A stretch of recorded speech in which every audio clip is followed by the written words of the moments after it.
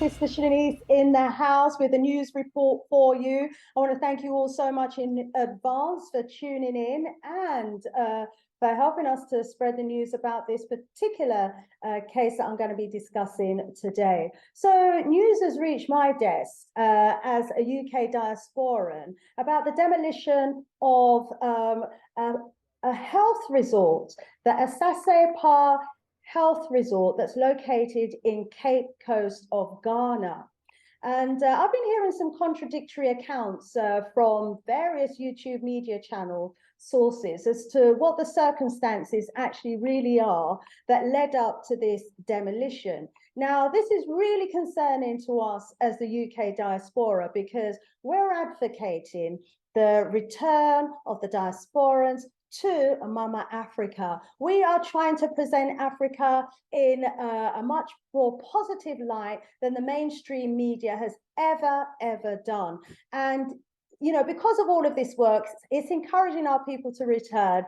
And many of us are buying land or trying to buy land abroad. And when you come together as a collective and you actually manage to successfully acquire some land and you start building on that land, you know, we're not major investors. We can't go to the banks and get millions of pounds so that we can build 5-star hotels or anything like that. We're talking about, you know, local people putting their hard-earned money together in order to make some building structures on the land once we acquire the land.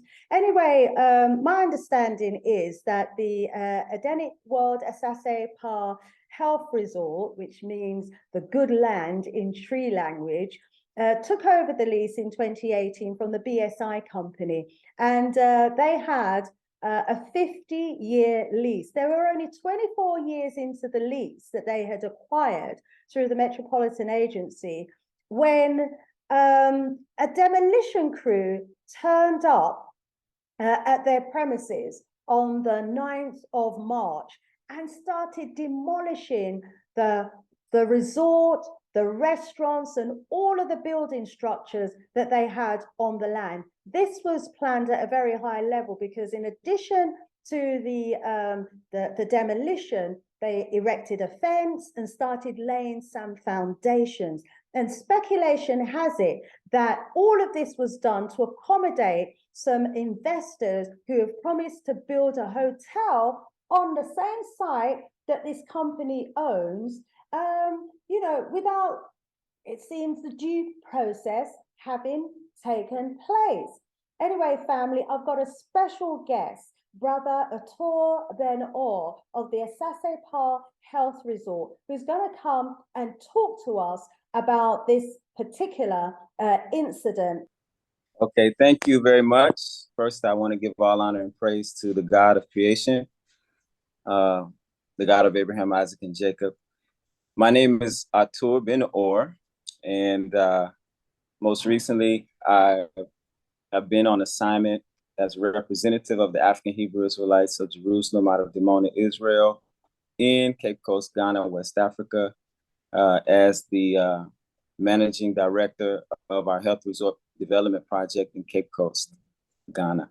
Been in Ghana since 2009, been in charge of the project since 2013, and I was there the day that everything took place on March the 9th. Wow, wow. I wonder if you could, first of all, just give our viewers a picture of, you know, what structures actually existed on this land that was subsequently, and all the things that were subsequently demolished. I mean, what are we talking about there? We had about 10 structures, primarily on the resort, which was situated on about 6.32 acres of land, prime land in Cape Coast, along the beachfront. And we had one of the facilities was a 21-room health services facility. We had a conference room where we did training sessions and held conferences, small conferences. We had a restaurant juice bar area with the open air stage by the beach. And then we had about 4 chalets and a 2-room guest house. Wow. And how many years did it take to actually erect all of these structures? Because as I was saying in the intro, most of us, you know, as the diaspora, we can't just go to the bank and get money, but, you know, white investors can, because they just print the money, don't they? And they give it to their people. But we have to slave to earn that money. That's right. So, you know, how many years did it actually take to erect all of those wonderful buildings that you've just described to us there? Primarily, majority of them were erected over a 10-year period from 1999 to 2009. Wow. Wow, it's 10 years of labor demolished in a single day. Now, in the UK, there would be a due process, and we know that Ghana follows UK rules. So, you know, what due process actually took place prior to the demolition? Normally, in a metropolitan area, district, or local government area, you would be served notices. You would be maybe summoned to court to address certain issues of outstanding monies owed or that kind of thing. If things were not able to be satisfied by court order, then there would be further court orders to evict or demolish. And none of that took place. None of that took in this situation. So they just turned up, took everybody by surprise, and just started demolishing the structures and didn't stop until everything was flattened. I've got a video that I will be showing at the end of this interview about what happened on the day. And so what was the explanation for all of this that was given, you know, maybe by the mayor or other officials? Were there officials present at the time? You know, what was the explanation given for this? The explanation given was that that there was some correspondence that was sent to us to an old address that was on the original lease agreement, which was before we started the work on site there. Our offices were in Accra, where we handled all the administrative work from before we acquired the land in Cape Coast, which the lease agreement was made. So they knew exactly where the land was and where we were developing our project. We had, like I said, you asked the question, how long did it take to erect those buildings? So as we were developing our concept of what we wanted to do there, we went through the Metropolitan Assembly to get approved to do a health resort. And we went through all of the necessary agencies, the fire authority, the EPA, and the Metropolitan Assembly to get all those approvals. And everything was signed off on between 2008 and 2009. So, yeah, so everything was signed off at that point. And then from there, we started the work. Right. We had a program ongoing with our health team during that season, which was working directly hand in hand with the Ministry of Health. And we were actually training. So in our conference center, we held training sessions for different healthcare workers who we were teaching about healthy lifestyle from out of Demolished, Israel. And so even that program called the Regenerative Health and Nutrition Program is still being taught in the institutions there, like the nurses training colleges that are located right across the street from us and throughout the districts in Ghana now. But we had a grand opening. Everything was signed off on and approved of by the CCMA. There was no issues then of any monies or arrears owed or anything, because everything was paid up front. And there's been a lot of misinformation being put out there about us having not paid and fulfilled all the obligations of the agreement.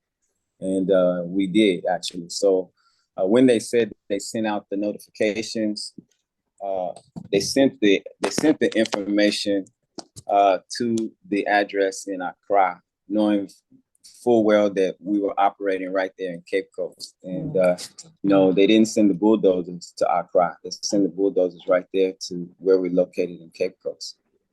Good point, my brother. Yeah, and clearly various agencies or various departments within the authorities knew that you were operating there because they were collaborating with you. Like the health department, for example, they gave us, you were working in collaboration with them. And as you say, they didn't send the bulldozers to across. So they, this is very, very concerning indeed, because as a member of the UK diaspora, we know that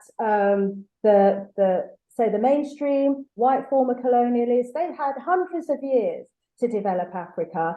They haven't done, they didn't do a good job of it. They deliberately allowed Africa to remain underdeveloped. And here we are now as a diaspora, returning home and trying to contribute towards the development of that country. And maybe to the government, it just seems that what we're coming with is ideological, but there's a huge amount of finances and time and effort that's been invested in all of this. And it just seems to have been eroded because, some foreign investors have decided that they want to build a 5-star hotel. And we know, most of us, what comes with those sorts of developments. It's the regentrification of the area. The local people are no longer allowed to be in the area. They can't sometimes even use the beach. They're given jobs in these restaurants where they kept on the poverty line and kept impoverished. And so, we're trying to move away from this cycle of poverty. And by bringing, a different set of values or morals and principles,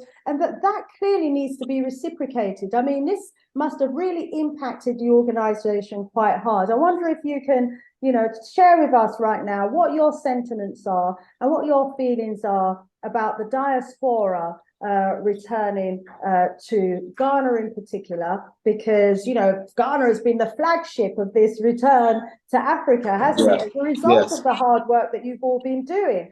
And we don't want an incident like this to just damage the whole return to Ghana kind of mantra, but it's concerning. We see the Chinese moving into Jamaica, we see Sashimani issues being stoked up there as well. And so we really have to look at what's happening across the board. But, let's hear from you, my brother, because you've been directly impacted by what's happened there in Ghana. Well, I do feel very much the same as you and most of our brothers and sisters in the diaspora, in the sense that for years, we've been looking forward to the opportunity to return back to the motherland and to reintegrate with our family there.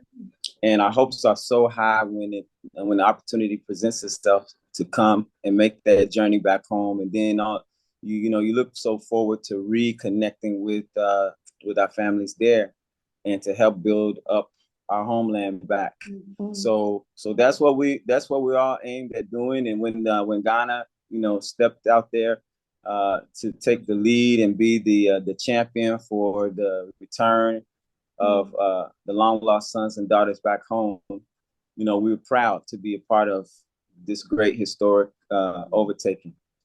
And most of us still are, but it's not without some things that still need to be worked through for this to be realized in the highest capacity. So it's just unfortunate that the situation that happened with us brought out a grim reality that we're still facing as it relates to the mindset of certain individuals. I won't really say that everyone in the government has this type of approach to dealing with things as it relates to us as diasporans coming back and trying to lock arms with them to develop. But certainly it is a situation that has raised its head and showed that it does need to be addressed at a high level. Mm. And so that's why we are a commission. A committee has been formed out of the concern at the highest level, from the level of the president's office, and the regional minister for the central region has shown great concern about this relationship continuing to be fostered, and they're very much wanting us to be able to work together as a family to see how this can best be resolved, so that the hopes and dreams of most of the diasporans will not crumble behind such an action. So I think it was something that many people at the highest level had no awareness of, just like we didn't have any awareness of what's taking place. You took me to where I was going next, actually, my brother. I know that the tourism ministry has actually set up a committee to look into the demolition of Asase Pa Resort. What do you hope the outcome of this will be, and how, would you want to see this situation resolved? You and your organization want this resolved? Well, when we had our first meeting with to help formulate that committee with the regional minister, the overwhelming sentiment being expressed from the highest level was that we're one family. We don't want to lose sight of that, and we want to see how best we can resolve this. And they were assuring us that it will be resolved with assurances from the highest level. So what we want is not just to have what we lost restored, but we want some assurances for the rest of our diaspora family, so that our mothers, our fathers, our brothers and sisters who have yet to make that journey can join us in the journey and feel secure about it. So there's going to have to be some real serious considerations, the programs put in place, and various things that will help to mitigate this type of thing happening again, so that we'll be assured that as we make that journey, there are some protections there in place that will guard against this type of thing happening. Absolutely. Thanks very much for that. And so, it's as if these countries now, African countries, need to have a repatriation package, and it's something that the Western governments, I feel, need to finance. We need to be able to go to Africa, with finances, so that we can, invest at a level that's going to meet the expectations of the locals as well, because otherwise we will constantly be undermined by these big investors who can come in with large sums of money and then just want to, rail shot over the works that we have been doing for decades. So we're watching this, my brother, and we will be following the story. And we certainly hope that the commission that has been set up to look into this comes up with a satisfactory resolution that all of us globally, as the descendants of enslaved Africans, will feel satisfied with. Because at the end of the day, when our ancestors were taken from Africa, they had land. They maybe had their businesses, they had their family connections, but they certainly had land.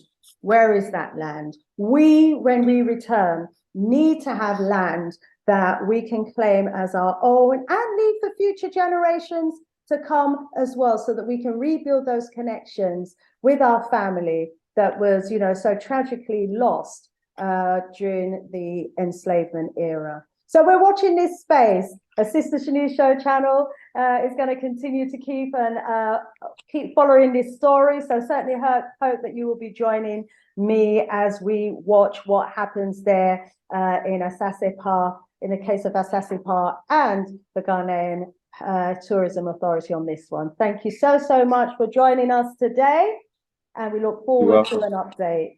More love, more strength, more Vodum. Sister Shanice, out of here for now. Thank you so much.